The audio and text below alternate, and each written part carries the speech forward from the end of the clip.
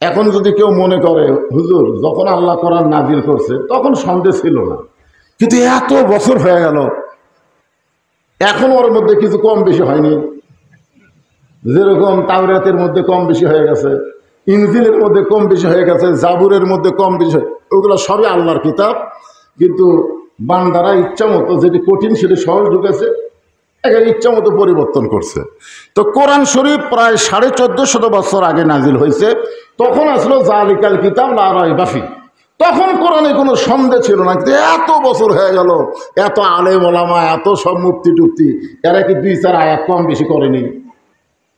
এরকম যদি মনে হয়, আল্লাহ বলেছেন ইন্না নাহনু নাযালনা যিকরা ওয়া ইন্না লাহু লাহাফিজুন, আমি আল্লাহ কোরআনকে জিকির হিসাবে নাজিল করেছি, স্বয়ং আল্লাহ কোরআন হেফাজতের দায়িত্ব নিয়েছি। জোরে কান সুবহানাল্লাহ। তার মানে কিয়ামত পর্যন্ত কোরআনের একটা অক্ষর, একটা নোক্তা পর্যন্ত কেউ পরিবর্তন করতে পারবে না। যেমন নাজিল হয়েছে এখন পর্যন্ত তেমনই আছে। তাহলে আমরা বিশ্বাস করব এই কোরআনের মধ্যে কোনো সন্দেহ নাই, এই কোরআনের মধ্যে কোনো গোজামিল, এই কোরআনে কোনো ধোকা টোকা আছে নাকি? ধোকা আছে? নাই। মাশাআল্লাহ। সেই কোরআন থেকে আমরা আলোচনা শুনব। এখানে আল্লাহ পাক বলতেছেন ইয়া আইয়ুহাল্লাযীনা আমানু, যারা আমাকে বিশ্বাস স্থাপন করেছো। এই বিশ্বাসটা খেয়াল করবেন। বিশ্বাসে মিলাই বস্তু, তর্কে বহুদূর। বিশ্বাসে কি মিলাই বস্তু? একটা কথা নাই, মুরব্বীরা বলে বিশ্বাসে মিলাই বস্তু, তর্কে বহুদূর। তর্ক করবেন না, আগে আলোচনাটাকে শুরু করি। উমর ফারুকের মতন মহান একজন ব্যক্তি, আলেম, রাসূল বলেছেন আমার পরে কেউ যদি নবী হতো লাউ কানা উমর, আল্লাহ উমরকে নবী বানায় দিত। জোরে কান সুবহানাল্লাহ। এই কোরআন শরীফ, যে কোরআনের আলোচনা আপনারা শুনবেন, এই কোরআনে আল্লাহ 23টা আয়াত উমর ফারুকের মতের সাথে মিল করে নাজিল করেছে। জোরে কান সুবহানাল্লাহ। সেই উমর ফারুকের সামনে একটা পাহাড়ি সাহাবী, যাকে বলা হয় বেদুইন সাহাবী, একটা বেদুইন সাহাবী, আল্লাহর ওলির দরবার, তো একটু মনোযোগ দিয়ে শুনবেন। এসে বলতেছি আমির আল মুমিনিন, আজকে হাজার হাজার সাহাবীদের সামনে আমি একটু ওয়াজ করতে চাই, উমর ফারুকের সামনে। তো আল্লাহর কোরআন দিয়ে যখন রাষ্ট্র চলবে তখন প্রত্যেকটা মানুষকে বলার স্বাধীনতা দেওয়া লাগবে। জোরে গান কথা ঠিক কিনা? অনেক সাহাবীরা তো মোট কামড়ায় যে উমর ফারুকের মতন মানুষ যেখানে হাজির সেখানে অন্য কেউ এসে ওয়াজ করবে, এটা তো সম্ভব না। উমর ফারুক বললেন ঠিক আছে, তুমি কি বলবার চাও? তিনি বললেন ইন্নী উহিব্বুল ফিতনা, আমি ফিতনাকে মহব্বত করি। 2 নম্বর ওয়াজ করলেন ইকরাহুল হক, আমি হককে পছন্দ করি না। 3 নম্বর ওয়াজ হলো আশহাদু মা লাম আরা, আমি না দেখা জিনিসের সাক্ষী মারি। আপনারা বলেন তো শরীয়তের দৃষ্টিতে এই 3টা কথা ভালো না খারাপ? বুঝতে পারেননি? কেমন ভালো হলো? শরীয়ত, আমি বলতেছি শরীয়তের দৃষ্টিতে শাব্দিক অর্থ বোঝা লাগবে। আমি ফিতনাকে মহব্বত করি। শরীয়তের হাদিস বলেছে আল ফিতনাতু আশাদ্দু মিনাল কতল, ফিতনা হলো কতলের চাইতেও খারাপ। আল ফিতনাতু আশাদ্দু মিনাল জিনা, ফিতনা হলো জিনার চাইতেও মারাত্মক খারাপ। তাহলে আপনারা কেমনে বললেন শরীয়তে ভালো? ইন্নী উহিব্বুল ফিতনা, আমি ফিতনাকে মহব্বত করি। আর 2 নম্বর ওয়াজ করেছে ইকরাহুল হক, আমি হককে পছন্দ করি না। অথচ আল্লাহ কোরআনে বলেছেন কুল জাল হাক্কু ওয়া যাহাকাল বাতিল ইন্নাল বাতিলা কানা যাহুকা। তাহলে শরীয়তের দৃষ্টিতে এই ওয়াজটাও খারাপ। জোরে কোন কথা ঠিক কিনা? 3 নম্বর ওয়াজ হলো আশহাদু মা লাম আরা, আমি না দেখা জিনিসের সাক্ষী মারি। 72 সালে জন্ম নিয়ে 71-এর সাক্ষী দেয়। এইরকম সাক্ষী কিন্তু এই যে নিজামী হুজুর, যাকে ফাঁসি দেওয়া হলো অন্যায়ভাবে, সাইদি হুজুর যাকে ফাঁসির রায় দেওয়া, জেলের মধ্যে যাবজ্জীবন দিল, এরপরও বাংলাদেশে ইসলামী আন্দোলনের নেতা যারা ছিল তাদেরকে কিন্তু 72 সালে জন্ম নিয়ে 71-এর সাক্ষী দিছে। জোরে কোন কথা ঠিক কিনা? উকিল যখন জিজ্ঞাসা করছে তুই যে সাক্ষী দিচ্ছিস যুদ্ধ অপরাধী, তোর জন্ম কত সালে? 72 সালে। তাহলে ঘটনা ঘটলে 71, তুই কেমনে? হ্যাঁ, মায়ের মুখে শুনছি। তাহলে বোঝা গেল না দেখে সাক্ষী দেওয়াও শরীয়তে জায়েজ নাই। সঙ্গে সঙ্গে ওমর ফারুক বললেন কথা বলার স্বাধীনতা দেওয়া হয়েছে বলে এমন কিছু কথা ইসলামে বলা যাবে না। যেরকম ভণ্ডরা বলে আগে কররে মন আখেরের কাজ, ধ্যান যুগে হয় দিলের নামাজ, ও তোমার পাঞ্জি গানা নামাজ পড়া লাগবে না। ওরে শরীয়তের মাওলানা চোখ দুইটা করলা কানা, কোরআন হলো 90 পারা তোমরা খুঁজে পাইলা না। আপনার বলেন তো এরা আসল না নকল? জোরে বলা লাগবে। বাংলাদেশে এই ভণ্ডদের আস্তানায় নামাজ লাগে না, অথচ আল্লাহ কোরআনে বলেছেন আস্তাইনু বিসসবরি ওয়াস সালাত, যদি আমার কাছে কিছু পাবার চাও তাহলে ধৈর্য আর নামাজের মাধ্যমে চাও। এ কথা কার? আল্লাহ। আর এরা বলতেছে লাগে না। কি বলতেছে? তাই বলে বাংলাদেশের 92 মুসলমানের দেশে এরকম কথা বলা যাবে? ওমর ফারুক বললেন ভাইজান, তুমি যদি তোমার কথা থেকে ওয়াজ থেকে ফিরে আসো তাহলে আল্লাহ তোমাকে মাফ করবে, কারণ তুমি একটা কথা বলেই ফেলে দিছো। তুমি যদি তওবা করো আল্লাহ তোমাকে মাফ করবে। বলেন তো আমরা যাই কিছু করি তওবা করলে আল্লাহ মাফ করবে না? আমরা চার ভাই, আমার বড় ভাই আওয়ামী লীগ করে, প্রাইমারি হেডমাস্টার আওয়ামী লীগ। আমার ছোট 2 ভাই 2 কলেজের প্রফেসর, এরা বিএনপি করে। আর আমি তো বুঝতেছেন কোন দল। তো এখন 5ই আগস্টের পরে আমার বড় ভাই, আমার যে মাদ্রাসা মসজিদ আছে সে মাদ্রাসা মসজিদের মধ্যে ঢুকলো 5ই আগস্টের হাসিনা পলানোর পর। এর আগে কিন্তু আমার বড় ভাই বিশ্বাস করেনি যে হাসিনা জীবনে মরবি, 41 সালের আগে নামবি, এ কথা বিশ্বাস করেইনি। হ্যাঁ, তো সেই 5ই আগস্টের বিকেলবেলা আমার ভাই মসজিদের মধ্যে ঢুকলো। আমি আবার সিসি ক্যামেরাতে দেখলাম। আমি চিন্তা করলাম ভাই মসজিদের মধ্যে ঢুকলো কারণ কি? তো আমি আস্তে আস্তে বের হয়ে এসে বললাম ভাই জান আসসালামু আলাইকুম, কি খবর? তাই ভাই তওবা করবো ভাই, এতদিন ভুল করছি ভাইজান। যেই দলের মেম্বার থেকে প্রধানমন্ত্রী পর্যন্ত পড়া যায় এটা দলই নয়। আমি আমার ভুল বুঝে তওবা করতে চাই, আল্লাহকে হক মাফ করবি? আমি বললাম অবশ্যই মাফ করবে, যদি আপনি ভুল বুঝেন তাহলে তওবা করেন। আমার বড় ভাই সঙ্গে সঙ্গে মসজিদে তওবা পড়ে আল্লাহর দলে যোগ দিয়েছে। তাহলে আপনারা বলেন তো যারা এরকম ভণ্ডামি করতেছে তারা যদি তওবা করে আল্লাহ কি তাদের মাফ করবে না? আল্লাহ বলেছেন লা তাকনাতু মির রাহমাতিল্লাহ ইন্নাল্লাহা ইয়াগফিরুয যুনুবা জামিআ ইন্নাহু হুয়াল গফুরুর রহিম। আমার দয়া থেকে রহমত থেকে তোমরা নিরাশ হয়ে না, তোমরা যত বড় পাপ করো না কেন আমি আল্লাহ সমস্ত পাপকে মাফ করে দেব। জোরে কান সুবহানাল্লাহ। ওমর ফারুক বললেন ভাইজান আপনি যে 3টা ওয়াজ করছেন এই ওয়াজ 3টা ওয়াজ না, এগুলো ইসলামের নামে হলো কেওয়াজ। আপনি তওবা করেন। বেদুইন সাহাবী বললেন আমি যে ওয়াজটা করেছি এর চাইতে ভালো ওয়াজ আর দুনিয়াতে নেই, বরং আপনারা বুঝতে পারেননি। যেই বলছে আপনারা বুঝতে পারেননি, ওখানে কিন্তু শত শত নবীর সাহাবী। যখন বলছে আপনারা বুঝতে পারেন নাই, ওমর ফারুক লক্ষ্য করে দেখে প্রত্যেকটা সাহাবীর চোখ লাল করে ফেলেছে। একটু ইশারা দিলেই বেদুইন সাহাবীকে তারা গণধোলাই দিবে, কারণ ইসলামের মধ্যে কোনো বকওয়াদ চলবে না। জোরে কোন কথা ঠিক কিনা? ওমর ফারুক ইন্নাল্লাহা ইয়ামুরুকুম আন তুআদ্দুল আমানাতি ইলা আহলিহা ওয়া ইযা হাকামতুম বাইনান নাস আন তাহকুমু বিল আদল। কাউকে যখন খলিফার দায়িত্ব দেওয়া হয়, নেতার দায়িত্ব দেওয়া হয়, সেই নেতা কিন্তু সাধারণ মানুষের মতন হয় না, তাকে আল্লাহ আদল এবং ইনসাফ আলাদাভাবে দান করে দেয়। জোরে কোন কথা ঠিক কিনা? আপনার বলেন তো নেতা আর কর্মী সমান হয়ে চলবে? আমরা দেখছি 15.5 বছর নেতাও পর্যন্ত বলেছে যার যা আছে তাই নিয়ে আসো। কি কোন বলেনি?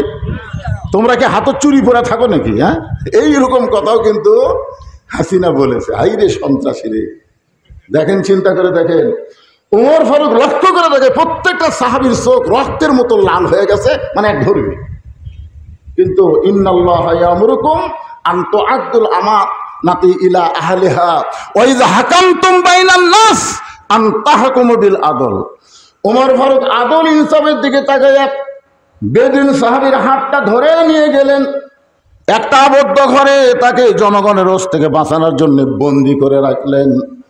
যাকে বলা হয় হেফাজত করা, তাকে বলা হয় কি? হেফাজত করা।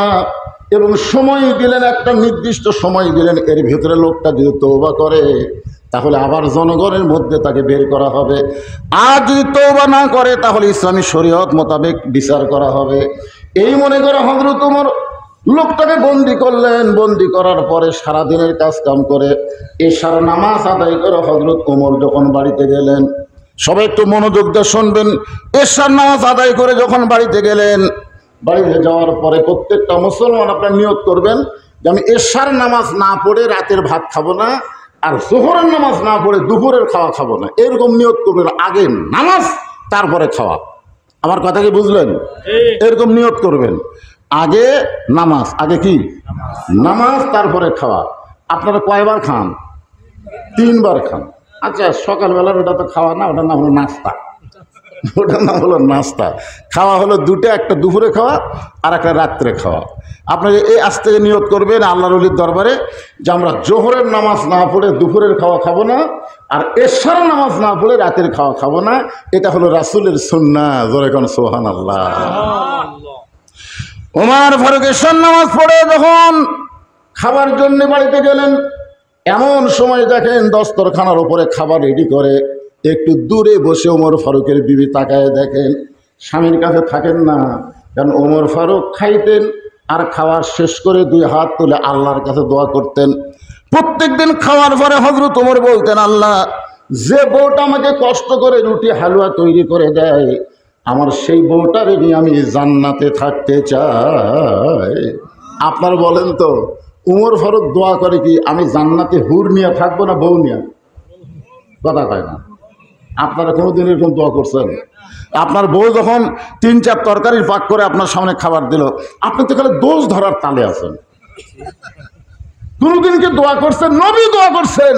প্রত্যেকটা খাওয়ার পরে যারা তার সামনে খাবার দিল তাদের জন্য আল্লাহর কাছে দোয়া করতেন যে আল্লাহ এত সুন্দর করে পাক করে খাওয়ালো, সুন্দর যদি না হয়, অসুন্দর হলেও দোয়া করছেন। 2 তরকারি, নবী 1 তরকারি মুখে দিয়ে দেখে ঝালও দেয়নি, লবণও দেয়নি। নবী কিন্তু খাওয়ার আগে টেস্ট করতেন, পরে বললেন আজকে আমি এই তরকারি একলাই খাবো, এটা কাউকে দেব না, আর তোমরা এটা খাও। তো সবাইকে 1 তরকারি দিয়ে নবী 1 তরকারি খেলেন। তো মা আয়েশা চিন্তা করতেছে ওই তরকারি কি এতই স্বাদ হলো যে হুজুর আমাদের কাউরে না দিয়ে একলাই খেলো। তো নবী খাওয়ার পরে দেখে সামান্য লাগে আছে, ওটি মা আয়েশা একটু আঙ্গুল দিয়ে মুখে দিয়ে দেখে লবণও হয়নি, ঝালও হয়নি। মা আয়েশা এসে কাঁদতে কাঁদতে বলি, ইয়া রাসূলুল্লাহ, আমি পাক করার সময় লবণ ঝাল দেইনি, আপনি কোনো দোষ ধরলেন না। আল্লাহ রাসূল বললেন, দোষ ধরলে তুমি কষ্ট পাইতে, এই জন্যই দোষ ধরি না। আর কাউরে খাবার দিলে তারা তোমার দোষ ধরতো, তুমি কষ্ট পাইতে, এই জন্য আমি একলাই খাইছি। এটাই হলো নবীর সুন্নত। খাবার কোনো দোষ ধরা যাবে না। জোরে কোন কথা ঠিক? আর আমরা দোষ ধরি, দোয়া তো দূরের কথা। ওমর ফারুকের বিবি খাবার দিয়ে একটু দূরে দাঁড়িয়ে আছেন। ওমর ফারুক যখন আল্লাহুম্মা বারিক লানা, খাবার যখন আপনারা সামনে পাবেন, মনে করবেন না যে আমি কামাই করে জোগাড় করেছি, আমার আল্লাহ তাআলা আমাকে রিজিক দান করেছে। এই জন্য একটা দোয়া পড়া লাগে। আপনার দোয়া পড়েন, আল্লাহুম্মা বারিক লানা ফিমা রাযাকতানা ওয়া কিনা আযাবান। দোয়াটা পড়েন না, শিখে নেন, শিখে অল্প খাবেন, পেট ভরে যাবে। পড়েন সবাই, আল্লাহুম্মা বারিক লানা ফিমা রাযাকতানা ওয়া কিনা আযাবান নার। বিসমিল্লাহি বারাকাতিল্লাহ বলে ওমর ফারুক রুটি ছেড়ে হালুয়া নিয়ে যখন মুখে দিবার যাবে, এমন সময় বিবেক বলতেছে, ওমর তোমার ক্ষুধা লাগতেছে আর তুমি খাইতেছো, যাকে কারাগারে বন্দি করছো সে খাইছে কিনা একটাবার কি তার খবর নিয়েছো? সুবহানাল্লাহ কবেন না? জনগণের গণধোলাই থেকে যাকে হেফাজতের নামে কারাগারে বন্দি করছো, সে খাইছে কিনা তার খবর কি একটাবার নিছো? তোমার ক্ষুধা লাগছে, দোয়া দরুদ পড়ে তুমি খাবার শুরু করতেছো, কিন্তু সে খাইছে কিনা একটাবার খবর নিছো? সঙ্গে সঙ্গে হযরত ওমর খাওয়া বন্ধ করে দিয়ে রুটি এবং হালুয়া টোপলা করে ওই বেদুইন সাহাবী যেখানে বন্দি করেছে তার দরজায় গিয়ে বললেন, ভাইজান এই দেখো তোমার জন্য রাতের খাবার নিয়ে আইছি। বেদুইন বন্দি সাহাবী মুচকি মুচকি হাসে আর বলে, নেতা যদি ভালো হয় জেলখানার ভিতরে খাবার পাওয়া যায়, কিন্তু নেতার ভাগ্যে খাওয়া নাই। নেতা যদি কি হয়, কথা কন না কেন? সামনে আসছে শুভ দিন, সামনে শুভ দিন আসতেছে, চিন্তা ভাবনা করে নিন। যেই নেতা নেতৃত্ব দিবে সমাজে, আবার মসজিদের মধ্যে গেলেও ইমামতি করতে পারবে, খুতবা দিবার পারবে, মসজিদের সামনে যাবার ক্ষমতা যেই নেতার যোগ্যতা থাকে তারাই ভালো নেতা সমাজের হয়। জোরে কোন কথা ঠিক কি না? ধপ নাই, চেহারা নাই, বিসমিল্লাহ রহমান ঠিক মতো কর পারে না, ওই আবার ভোট চায়। আপনি কি মনে করেন আপনার ভোট আপনার আমানত? আল্লাহ আপনাকে দিয়েছে সাক্ষী দেওয়ার জন্যে। আপনি যাকে ভোট দেবেন সে যত ভালো কাজ করবে একলা সওয়াব পাবে না, প্রত্যেকটা ভালো কাজের সওয়াবের একটা অংশ আল্লাহ ভোটারদেরকে আমল নামায় দিয়ে দিবে। জোরে কর সুবহানাল্লাহ। আর যাকে নেতা বানাবেন, ভোট দেওয়ার পরে সে ভোট পায় যদি গম টম মারা খায়, এ সব টাকা বিদেশে পাচার করে, ওইখানে একলা পাপি হবে না। অনেক ভোটার দেখবেন হাসো আমল নামায় গিয়ে দেখবে তার আমল নামার মধ্যে সিমেন্ট, রড, বালু। তো কয় আল্লাহ আমি জীবনে মেম্বারও হয়নি, চেয়ারম্যানও হয়নি, এগুলো আমার আমল নামাত কেন? তুই যাক ভোট দিস ওই মারে খাস, তোর ভোটের কারণেই তো এমপি হজরে। ওই যেগুলো মারছে তার একটা অংশ তোর আমল নামার মধ্যে ঢুকছে। এজন্য সামনে আসছে শুভ দিন, চিন্তা ভাবনা করে নিন। আমার ভোট আমি দিব, দেখে শুনে বুঝে দিব। জোরে কোন কথা ঠিক কিনা? দেখে শুনে বুঝে দিব। আমার ভোট আমি দিব, যাকে খুশি তাকে দেব, এটা সম্পূর্ণ গাঁজাখুরি। আমার ভোট আমি দেব, যাকে খুশি আপনি দিবেন কেন? আপনি মুসলমান না? বুঝে শুনে দেওয়া লাগবে, যাকে খুশি না, বুঝে শুনে জানে তারপরে দেওয়া লাগবে। বুঝতেছেন কথা? ওমর ফারুক চোখের পানি নিয়ে বাড়িতে আসলেন। বাড়িতে আসার পরে বিছনায় যখন ঘুমাতে চাইলেন, এমন সময় বিবি বলতেছেন, স্বামী গো আপনি কি খাবেন না? ওমর হচ্চুম করছে, আমি খাবো না মানে? তুমি তো দস্তরখানায় খাবার দিছে। বলে আমি দূর থেকে দেখছি আপনি খাননি। আপনি দোয়া দরুদ পড়ার পরে খাবার যখন মুখে দিবেন, এমন সময় আপনি না খায় টোপলা বান্ধা কোথায় যেন চলে গেলেন। ওমর ফারুক বললেন, বিবি একটা বেদুইন সাহাবী এরকম অন্যায় কিছু ওয়াজ করছে, জনগণের ধোলাই থেকে বাঁচার জন্য তাকে কারাগারে বন্দি করছি, তার কথা আমার মনে পড়ছে বলে তার কাছে আমার খাবারটা পৌঁছায় দিলাম। বউ বলতেছে, আপনি জানেন না আপনাকে না খাওয়ায়া আমি কোনোদিনও খাই না, আপনি না খাওয়া পর্যন্ত আমি কোনোদিনও খাই না। তো আমার খাওয়াটা আছে, আমরা দুইজন মিলে খাই। আপনারা বলেন তো একজনের খাওয়া কি দুইজন খাওয়া যায়? কথা কয় না। যদি দোয়া দরুদ ঠিক থাকে একজনের খাওয়া তিনজনও খাওয়া যায়। রাসূল বলেছেন খাদ্য যখন কম, মানুষ তখন বেশি অল্প খাবা, বেশি বেশি পানি খাবা। 2 গ্লাস ভাত খাবা, 3 গ্লাস পানি খাবা, পেট ভরবে না? যেহেতু ভরবে না। যখন দেখতেছ তোমার আশেপাশে অভাবী গরিব লোক আছে, তরকারির মধ্যে তখন ঝোল বেশি দিবা, তরকারি দিবার না ফেলে ঝোল দিবা, তাও বুঝবে সে আমাকে কিছু দিল। জোরে কোন কথা ঠিক কিনা? ওমর ফারুকের বিবি বলে, স্বামী গো একজনের খাওয়া আমরা 2 ভাগে খাবার চাই। এবার বিবির খাওয়া নিয়ে স্বামী স্ত্রী 2 জন যখন খাবার বসে, ওমর ফারুক দোয়া পড়তেছেন, আল্লাহুম্মা বারিক লানা ফিমা রাযাকতানা ওয়া কিনা আযাবান নার। বিসমিল্লাহ বলে যখন রুটি ছেড়ে হালুয়া মুখে দিবে, এমন সময় বিবেক বলতেছে, ওমর যাকে কারাগারে বন্দি করেছো তাকে না হয় তোমার খাবার দিয়েছো, সে যদি বাড়ির অভিভাবক হয়, আর অভিভাবককে বন্দি রাইকা বাড়ির খবর না নিয়ে তুমি কেমনে খাও? বিবেক যখন বলতেছেন, ওয়াইযা হাকামতুম বাইনান নাস আন তাহকুমু বিল আদল। জোরে কোন আল্লাহু আকবার। ওমর যাকে কারাগারে বন্দি করছো সে যদি বাড়ির অভিভাবক হয়, আর অভিভাবক যদি কারাগারে বন্দি থাকে, তার বাড়ির খবর না নিয়ে তুমি কেমনে খাও? ওমর ফারুকের হাতটা কাঁপতে কাঁপতে রুটির জায়গাত রুটি, হালুয়ার জায়গাত হালুয়া পড়ে গেছে। বিয়ে বলতেছে, আপনি কি খাবেন না? বলে আমি কেমনি খাই? যাকে আমার খাবার দিছি সে যদি বাড়ির অভিভাবক হয়, আর অভিভাবকের বাড়ির খবর না নিয়ে আমি কেমনি খাই?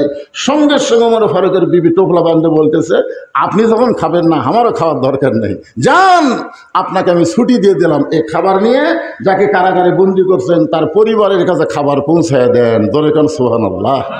আপনার বলেন তো পুরুষ মানুষ যদি কারাগারে বন্দি থাকে তাহলে বাড়িতে কোন মানুষ থাকে? কোন মানুষ? তাহলে বউ হয়ে বলতেছে, আপনি যান যাকে কারাগারে বন্দি করছেন তার পরিবারের কাছে খাবার দিয়ে আসেন। আমাকে বউ বলবি, যত বড়ই হুজুর হই বলবি মরদ মানুষ জেলত বন্দি, আর মেয়ে মানুষের কাছে মরদ মানুষ পাঠাবে, যান খাবার দিয়ে আসেন। কারণ স্বামীর প্রতি বিবির অগাধ বিশ্বাস। জোরে কোন সুবহানাল্লাহ। ওমর ফারুক টোপলা নিয়ে ওই পাহাড়ি এলাকায় বেদুইন সাহাবীর পরিবারের খোঁজে যখন রওনা দিলেন, এমন সময় দূর থেকে একটা আওয়াজ ভেসে আসতেছে, বাবা এত রাত হয়ে গেল, বাবা এখন পর্যন্ত আপনি বাড়িতে আসেন না, আপনি না আসলে আমি ঘুমাবো না, আপনি না আসলে আমি কোনোদিন খাবই না। ওমর ফারুক বুঝতে পারলেন এই বাচ্চা এইভাবে কাঁদতেছে, বোঝা গেল যাকে আমি কারাগারে বন্দি করছি তারই সন্তান হবে। কারণ নেতা যারা হবে তাদের বহু ধরনের জ্ঞান মাথার মধ্যে থাকা লাগবে। জোরে কোন কথা ঠিক কিনা, কথা কন না কেন? অনেক চামচে আইসা দেখবেন এমন নেতা খুলে তুলবি, এমন কথা বলবে, নেতা বিশ্বাস করবেন যে আপনার মুখের উপর বেশি প্রশংসা করতেছে ও আপনার শত্রু। যে আপনার মুখের উপর বেশি প্রশংসা করতেছে আপনার কি, কথা কন না কেন, শত্রু। কারণ রাসূল বলেছেন মুখের উপর যে তোমার প্রশংসা করবে তার মুখে ধুলে দাও, কারণ সে তোমার মুখের উপর প্রশংসা করে, গোপনে গোপনে তোমার শত্রুতা করে। এরকম মানুষের অভাব কম না বেশি? হ্যাঁ, একটু মনোযোগ দেবেন। ওমর ফারুক ছোট্ট বাচ্চার নিকটে গিয়ে বললেন, বাবা আজকে কোনো কাজে হয়তো তোমার বাবা আটকে গেছে, আজকে হয়তো তোমার বাবা আসতে পারবে না, এই দেখ আমি তোমার বাবার দরদ নিয়ে তোমার জন্য খাবার আনছি, এই খাবারটুকু নিয়ে তুমি বাড়িতে যাও, তুমি এবং তোমার মা এই খাবার খাও। সঙ্গে সঙ্গে ছোট বাচ্চা বলে, পথিক আমি জানি তুমি অত্যন্ত ভালো মানুষ, আমি জানি তুমি অত্যন্ত ভালো মানুষ, কিন্তু তোমার ভিতরে আল্লাহর কোরআন নাই। ছোট বাচ্চা হযরত উমরকে বলতেছে, আমি জানি তুমি অত্যন্ত ভালো মানুষ, কারণ গভীর রাত্রে আমার বাবার দরদ দিয়ে তুমি আমাকে খাবার দিচ্ছ, আমার পরিবারের জন্য, মায়ের জন্যে, কিন্তু আমার বিশ্বাস তোমার ভিতরে আল্লাহর কোরআন নাই। ওর পর চমকে উঠছে, কে রে আমার ভিতরে কোরআন নাই কেমনে বুঝলা? ছোট্ট বাচ্চা বলতেছেন, ওয়াকাদা রাব্বুকা আল্লা তা'বুদু ইল্লা ইয়াহু ওয়াবিল ওয়ালিদাইনি ইহসানা। জোরে কান আল্লাহু আকবার। যে পীরের দরবারে গেলে মুরিদ পীরের পায়ে হাত দেয়, পীর একটাবারও জিজ্ঞাসা করে না তোর বাপ মা কি জীবিত আছে? যদি বলে হ্যাঁ আছে, তোর বাপ মায়ের পায়ে হাত দিছিস? যদি কয় দেয়নি, তাহলে ওই মুরিদকে বেতের বাড়ি মারা লাগবে, তিনটা বেতের বাড়ি মারা লাগবে। তোমার বাপ মায়ের চাইতে বড় পীর এই পৃথিবীতে আর কেউ নাই। জোরে কোন কথা ঠিক কিনা? তুই বাপের পায়ে হাত দেসনি, মায়ের পায়ে হাত দেসনি, তুই পীরের পায়ে হাত দেস। দেখেন আল্লাহর কোরআন বলতেছে, ওয়াকাদা রাব্বুকা আল্লা তা'বুদু ইল্লা ইয়াহু ওয়া বিল ওয়ালিদাইনি ইহসানান। ছোট্ট বাচ্চা বলে, পথিক তুমি আমাকে বাবার দরদ দিয়ে আমার কাছে খাবার দিবার চাও, কিন্তু তুমি কি আল্লাহর কোরআন জানো? আল্লাহ বলেছেন আল্লাহর পরেই বাপ মার প্রতি ইহসান করো, দয়া করো, ভক্তি করো। তুমি যতই বাবার দরদ দিবার চাও, আমার বাবার আসলে দুনিয়ার কাউকে বসাবার পারবো না, আমি কোনোদিনও বলবো না আমার দয়াল বাবার দরবারেতে কেউ ফিরে না খালি হাতে।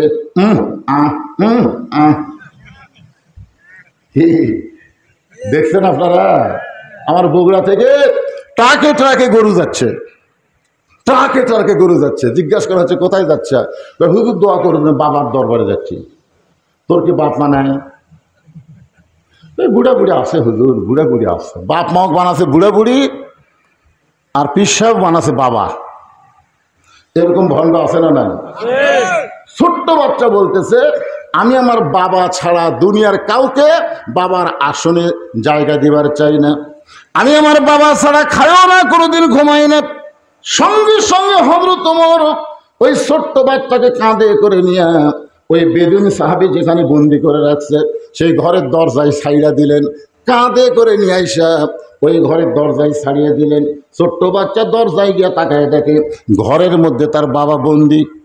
চিৎকার করে বললেন, বাবা কে তোমাকে বন্দি করেছে? একটা বার খালি নাম বলো, আমি তাকে সাইজ করতে চাই। চলো বলেন। ওই ছোট্ট বাচ্চা ঘরের দরজা দিয়ে হুঙ্কার মারা বলতেছে, কে তোমাকে বন্দি করছে? বাবা খালি একটা বার নাম বলো, আমি তাকে সাইজ করতে চাই।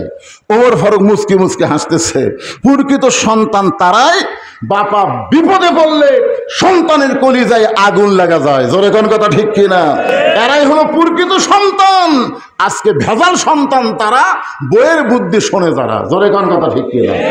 দেখবেন হঠাৎ এসে আপনার বউ আপনার খেদমত করতেছে, হঠাৎ কারেন্ট আছে, ফ্যান বন্ধ করে দিয়ে বাতাস করতেছে। কে গো কারেন্ট নাই? কারেন্ট আছে, তো কারেন্ট বন্ধ করতে ফ্যানের পাখার বাতাস করতেছে। বলে ফ্যানই আমার শত্রু, ওই ফ্যান যদি আপনাকে বাতাস দেয় তাহলে জান্নাতে কেমনে যায়? এই জন্য ফ্যান বন্ধ করে আপনাকে বাতাস দিচ্ছে। এক হাতে বাতাস দেয়, আর এক হাতে মাথার চুল টানে, কপাল টিপে, লোক ফুটে দেয়। স্বামী বলতেছে, কে গো তুমি আজকে আমাকে এত খেদমত করতেছে?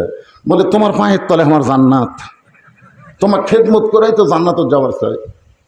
এই খেদমত করতে করতে হঠাৎ এক সময় করে কাঁদতেছে। স্বামী কি গো কি হয়েছে, কান্দো কেন? না না এমনি এমনি কান্দিচ্ছি। স্বামী বলে, বলো কি হয়েছে, তুমি কান্দো কেন? তুমি আমার কলিজার টুকরো বউ, তুমি আমাকে এত খেদমত করো, তুমি কান্দো কেন? বলে আপনাকে লাভ নাই তো। বলে কোনো লাভ আছে? স্বামী বলতেছে, বলো তো কি হয়েছে। বিশ্বাস করবা, তোমার বুড়া বাপ সারাদিন খালি ফ্যাস ফ্যাস করে, আর তোমার বুড়ি মা সারাদিন খালি কুটকুট করে। এই বুড়া বুড়ির অত্যাচারে আমার কলিজার আগুন ধরে গেছে। তুমি যদি তোমার বাপ মার সাথে থাকতে চাও তাহলে আল্লাহর হস্তে আমার বাপের বাড়ি পাঠিয়ে দাও। আর আমার সঙ্গে যদি জান্নাতে সংসার করবার চাও তাহলে তোমার বাপ মা বাদ দেওয়া লাগবে। অমা আলাইনা ইল্লাল বালাক, অমা আলাইনা ইল্লাল বালাক। আমার যা ওয়াজ ছিল সব তোমাকে শুনে দিলাম, এখন তুমি কি আমল করবা? স্বামী চিন্তা করতেছে কি আমল করব। এমন সময় আল্লাহর কোরআন বলতেছেন, লিয়াবলুয়াকুম আইয়ুকুম আহসানু আমালান ওয়া হুয়াল আজিজুল গফুর।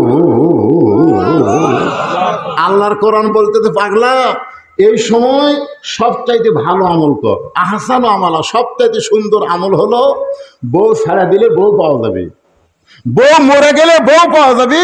কিন্তু বাপ মা যদি মরে যায় কিয়ামত পর্যন্ত কানলে কিন্তু বাপ মাও পাবো না। এখন তুই কি করবো চিন্তা কর।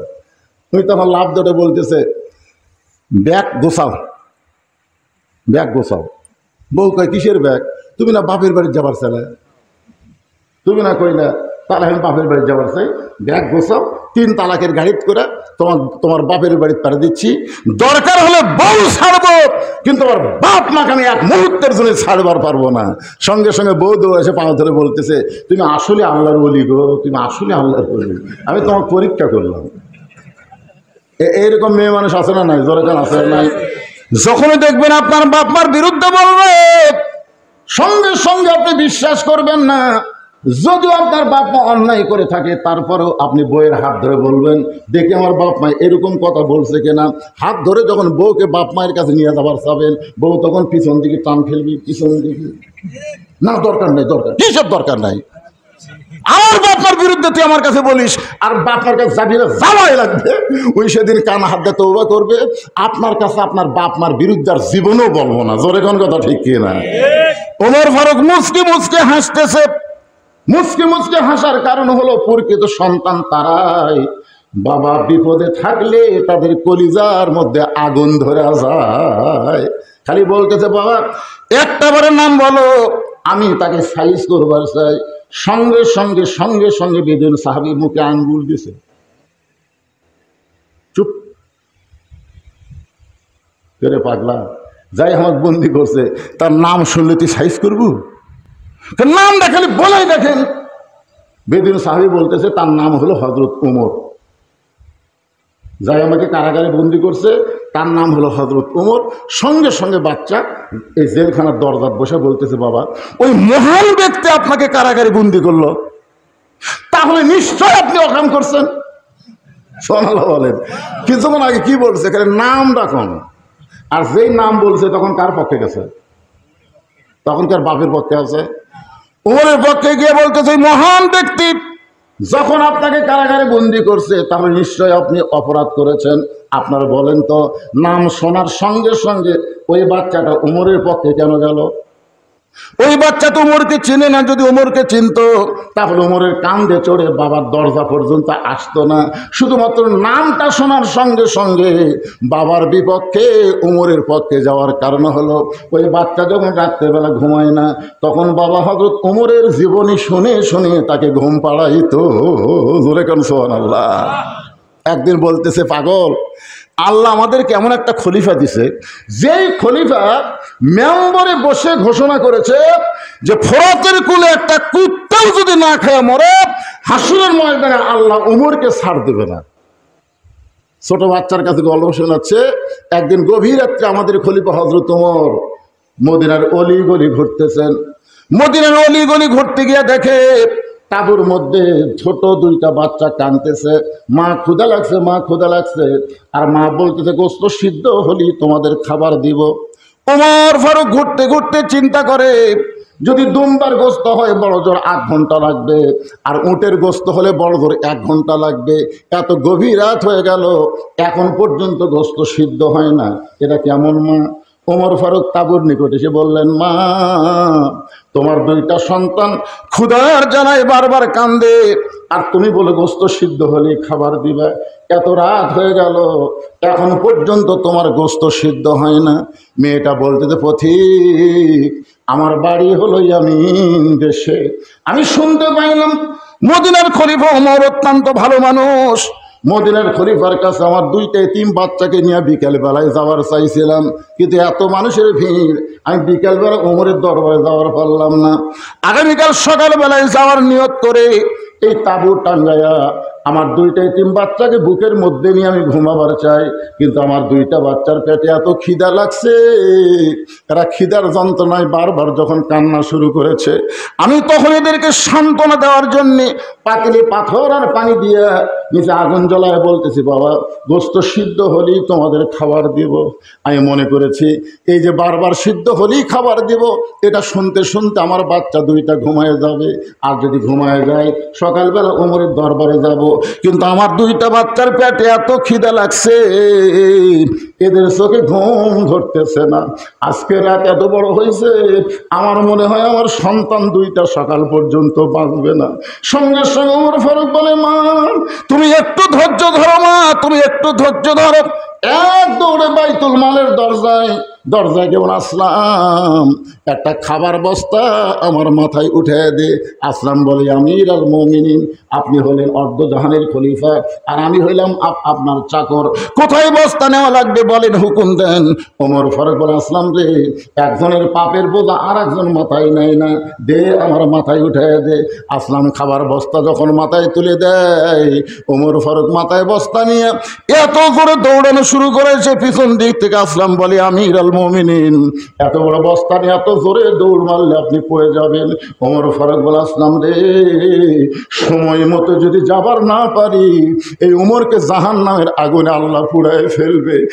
এক দৌড়ে তাঁবুর নিকটে গিয়ে বললেন, মা, তোমার সন্তান 2টাকে জীবিত আছে। মহিলা বলতেছে, এখনো জীবিত আছে। তাহলে রুটি আর হালুয়া তৈরি করো। মেয়েটা রুটি হালুয়া তৈরি করে যখন ওমরের হাতে দেয়, ওমর ফারুক 2টা সন্তানকে 2 উরাতের উপরে বসাইয়া রুটি ছেড়ে হালুয়া যখন মুখে দেয়, 2টা বাচ্চা খায়, আর ওমর ফারুকের চেহারার দিকে ফেল ফেল করে তাকায় থাকে। ওমরের চোখ দিয়ে দর দর করে পানি পড়তেছে। 2টা বাচ্চা চোখের পানি মুছে দিয়ে বলে, কে গো তুমি? আমাদের বাবা নাই, আমরা এতিম। তুমি বাবার দরদ দিয়া আমাদেরকে গভীর রাত্রে খাওয়াইতেছো, আবার তোমার চোখতে দর দর করে পানি পড়ে, তুমি কে গো? এত ভালো মানুষ, তুমি কে গো? ওমর ফারুক বলে, আল্লাহ, এই অধমকে জাহান্নামের আগুন থেকে তুমি বাঁচাইয়া দাও। মহিলা বলতেছে, পাগল হয়েছে তুমি? ভালো মানুষের গল্প শুনেছি, কিন্তু মানুষ এত ভালো হয় কোনোদিন জানি না। নিজের চোখে দেখলাম, ওমর যদি মদিনার খলিফা না হইয়া আল্লাহ যদি তোমাকে মদিনার খলিফা বানাইতো, তাহলে মদিনা যেন আল্লাহর জান্নাত হয়ে যেত। ছোট্ট বাচ্চা চিৎকার করে বলে, বাবা সেই হযরত ওমর যদি তোমাকে কারাগারে বন্দি করে তাহলে বলো সে ওমর কোথায় থাকে, আমি তার কাছে যাব। বাবা তার দুইটা হাত পা ধরে হলো আমার বাবাকে আমি জেলখানা থেকে বের করব। বাবা তুমি জেলখানা থেকে বের না হওয়া পর্যন্ত আমি খাবো না, আমি ঘুমাবো না। বাবা হযরত ওমর কোথায় থাকে একটু আমারে বলে দাও। এমন সময় বেদিন সাহাবী বলতেছে, বেটা রে, ওমর ফারুক আমাকে জেলখানায় বন্দি করেছে। ওমর ফারুক ডিগ্রি হলো ন্যায় আর অন্যায় পার্থক্যকারী, তার কাছে গিয়ে তুই আমাকে জেলখানা থেকে বের করতে পারবি না। আমাকে জেলখানা থেকে যদি বের করতে চাস তাহলে মারেফতের সম্রাট, জ্ঞানের ভান্ডার, শিক্ষামন্ত্রী হযরত আলীর কাছে যা। লিল্লাহি তাকবীর। কারণ আল্লাহর নবী যখন মদিনার প্রেসিডেন্ট ছিলেন তখন শিক্ষামন্ত্রী ছিলেন হযরত আলী, সুবহানাল্লাহ বলেন। অর্থমন্ত্রী ছিলেন ওসমান গনি, ধর্মমন্ত্রী ছিলেন আবু বকর, আর আইন মন্ত্রী ছিলেন হযরত ওমর। তাহলে আল্লাহর নবী যখন মদিনার প্রেসিডেন্ট তখন শিক্ষামন্ত্রীকে আলী। আবু বকর রাদিয়াল্লাহু যখন মদিনার খলিফা তখন শিক্ষামন্ত্রী হযরত আলী। ওমর ফারুক যখন মদিনার খলিফা তখনও শিক্ষামন্ত্রী হযরত আলী। ওসমান গনি যখন মদিনার খলিফা তখনও শিক্ষামন্ত্রী হযরত আলী। খলিফা পরিবর্তন হয়েছে কিন্তু শিক্ষামন্ত্রীর পরিবর্তন হয়নি, কারণ তার মধ্যে এমন কিছু জ্ঞান ছিল যে এই শিক্ষামন্ত্রীর দপ্তর থেকে তাকে পাল্টানো যায়নি। কারণ কি কন্ত? আর আমাদের বাংলাদেশের শিক্ষামন্ত্রীকে আরে ওটা তো জেলখানার বন্দী হবে ওটা।